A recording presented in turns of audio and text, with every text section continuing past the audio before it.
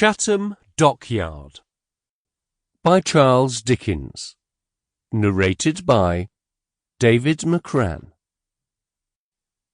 There are some small out-of-the-way landing places on the Thames and the Medway where I do much of my summer idling. Running water is favourable to daydreams, and a strong tidal river is the best of running water for mine. I like to watch the great ships standing out to sea or coming home richly laden, the active little steam tugs confidently puffing with them to and from the sea horizon, the fleet of barges that seem to have plucked their brown and russet sails from the ripe trees in the landscape,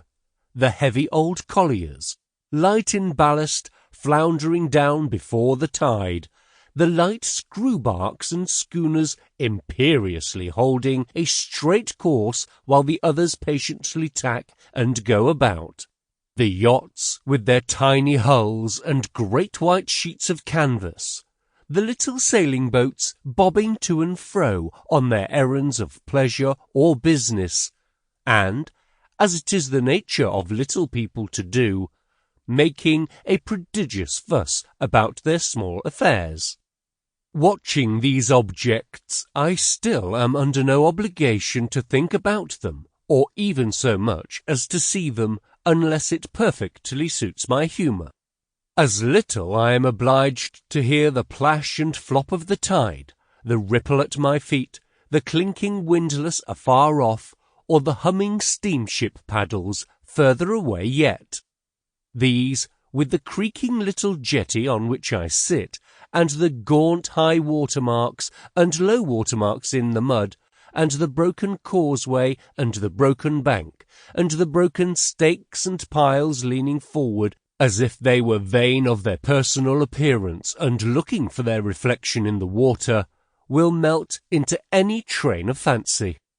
Equally adaptable to any purpose or to none are the posturing sheep and kine upon the marshes, the gulls that wheel and dip around me, the crows, well, out of gunshot, going home from the rich harvest fields, the heron that has been out a-fishing and looks as melancholy up there in the sky as if it hadn't agreed with him.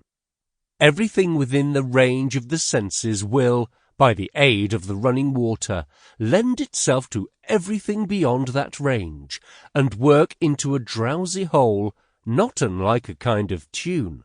but for which there is no exact definition. Sample complete. Ready to continue?